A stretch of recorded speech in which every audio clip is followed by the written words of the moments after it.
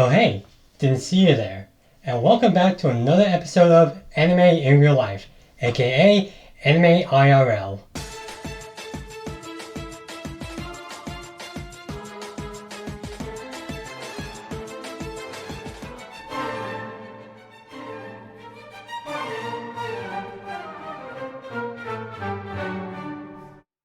Last time we talked about the Philosopher's Stone from Fullmetal Alchemist, and I don't think I have to tell you that that's not quite real life in the RL part of the series, so this episode we're going to be a little more grounded in our topic. Let's talk about time travel.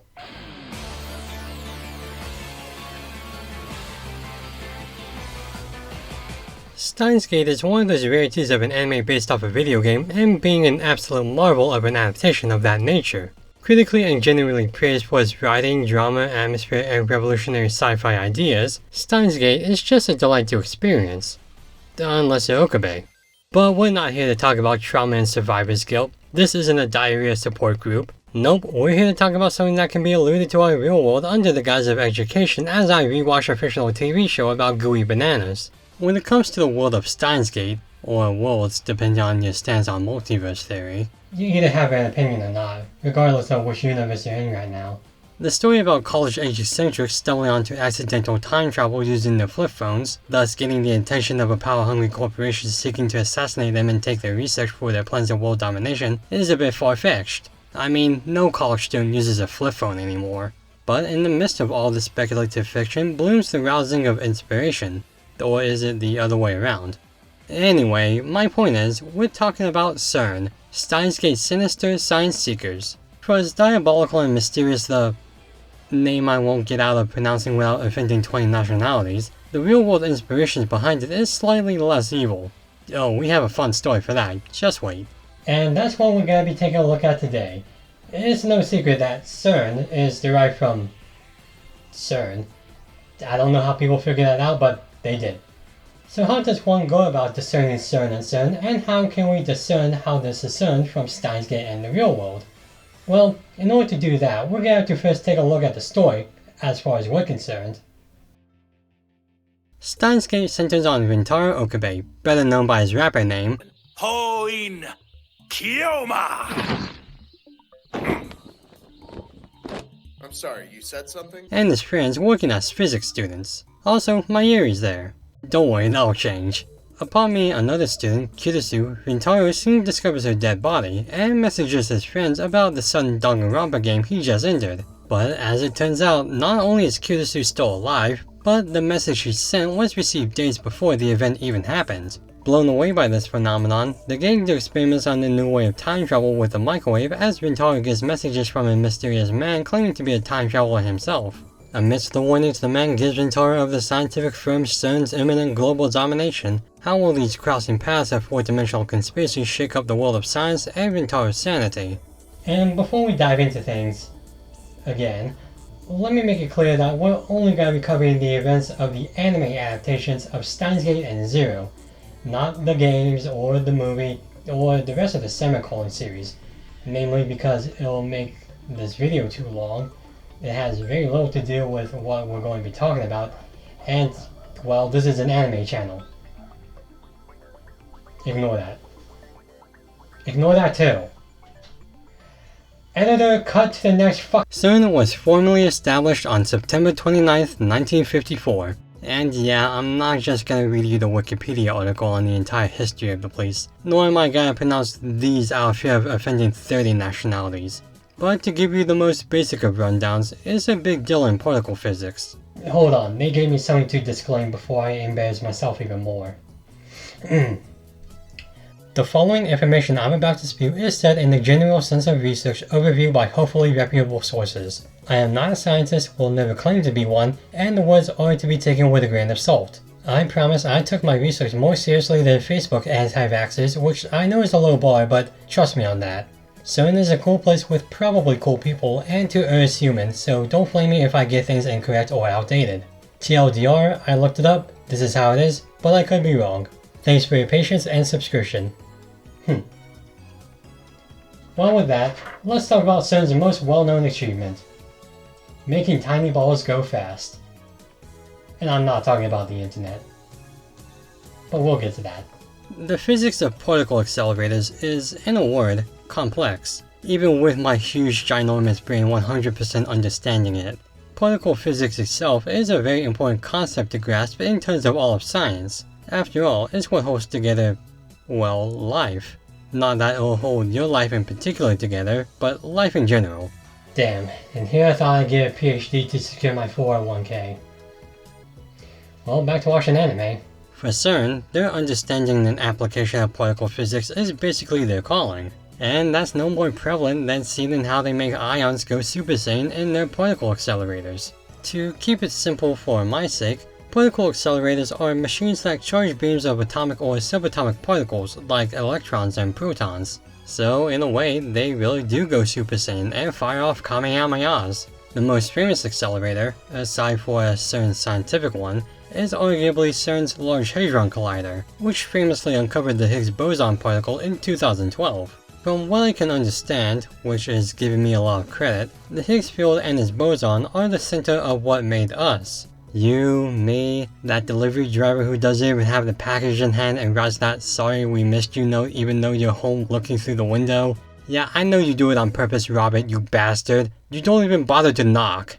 Think of it like this. Before everything, there was nothing but natural physics, with an unstable but symmetrical field. Eventually, that unstableness causes something in the field to unbalance itself and create a new stable, unsymmetrical configuration. Well, in a split moment in time, the smallest increment you can think of, that configuration creates mass through bosons, weak forces whose sudden changes in the environment forced a compacting of something physical. I think. Again, I'm paraphrasing and crossing my fingers I'm somewhat right. And it was CERN that managed to confirm that theory of the Higgs boson field through its LHC. Now, what does this have to do with Steins Gate? This is essentially what our CERN does. Science, bitch. As opposed to Steins Gate CERN, where they do evil science, bitch. Like time travel. But, you know, evil time travel. But what if I told you that that evil science could actually be linked to our world's own? In the very loosest way possible.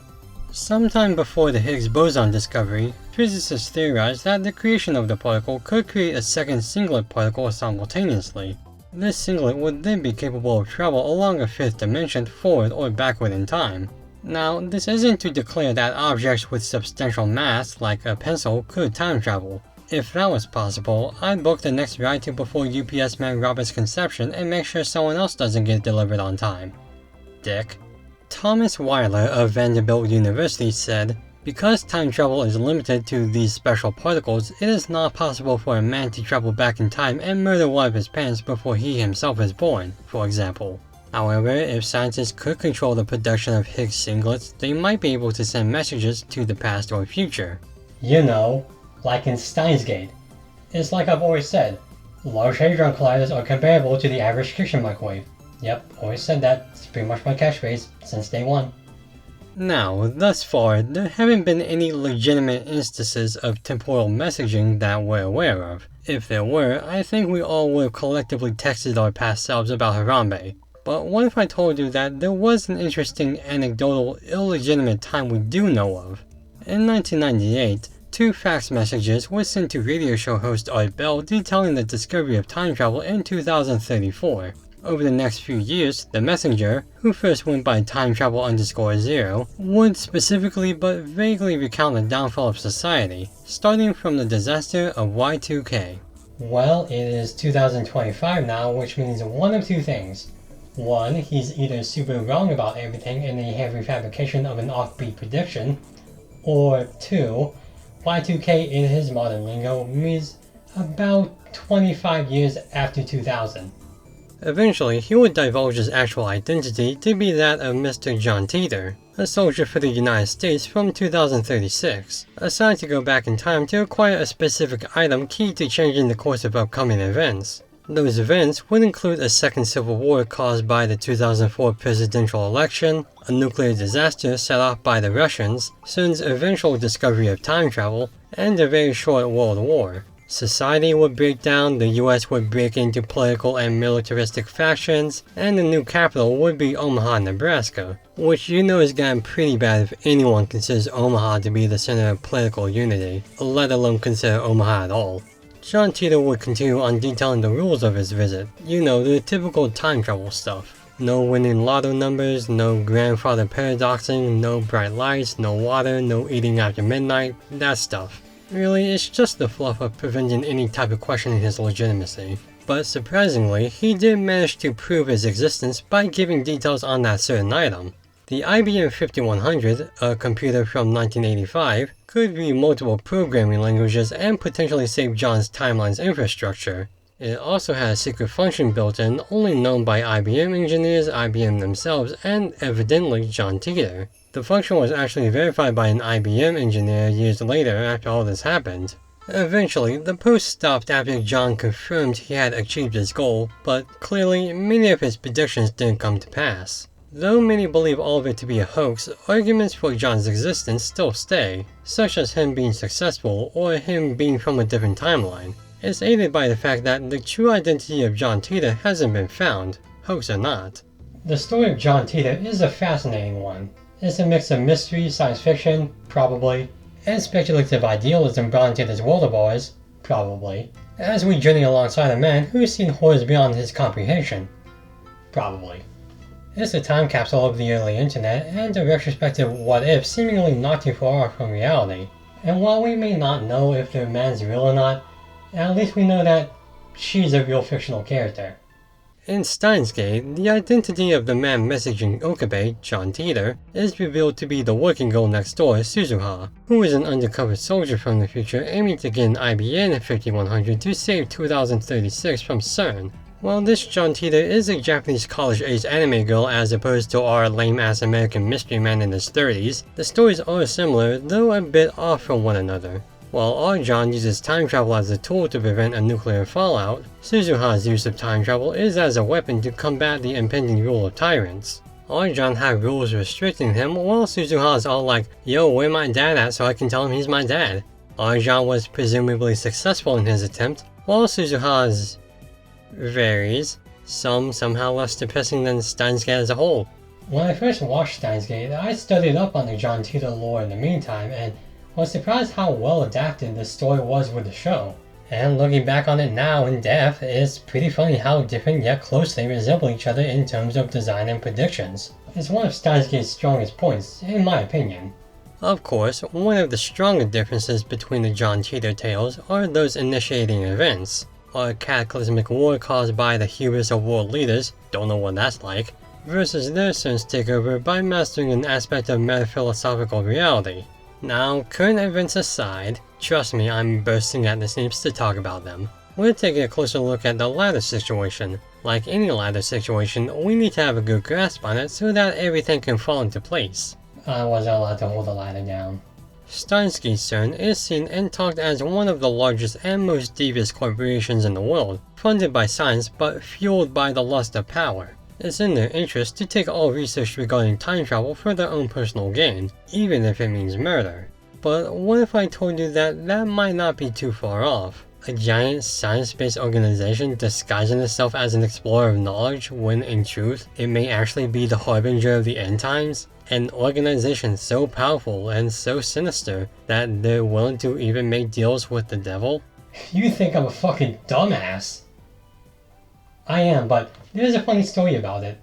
In 2016, a video went viral of what appeared to be members of CERN sacrificing a person to the Large Hadron Collider so that they may open a portal to what else but hell.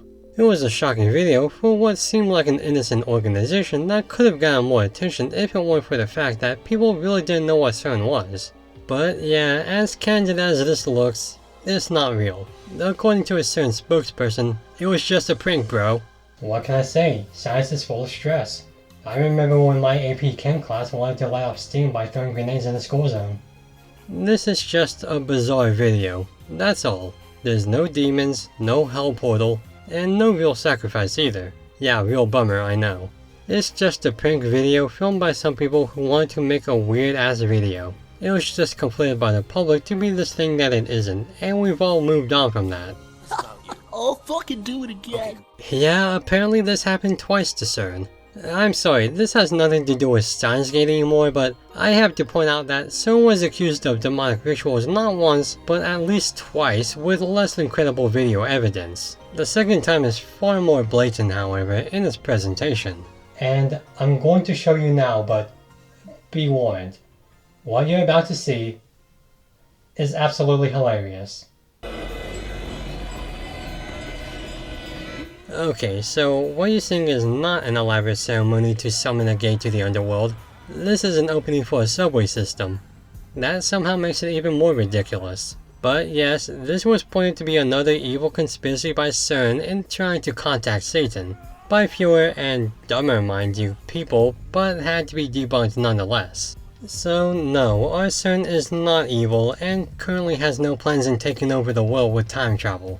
The future's still open though. And lastly, CERN's actually responsible for one of the greatest and one of the worst inventions in the world, the World Wide Web. Huh. Maybe they are evil. Yeah, this really doesn't have anything to do with Steins Gate, I just think it's neat, and I wanted to share that little fact. Look, if I can talk about hell portal rituals on a video about an anime about the science of time travel, anything goes. Take a look at this. This is their first website ever, managed by CERN themselves. And boy does it look like it.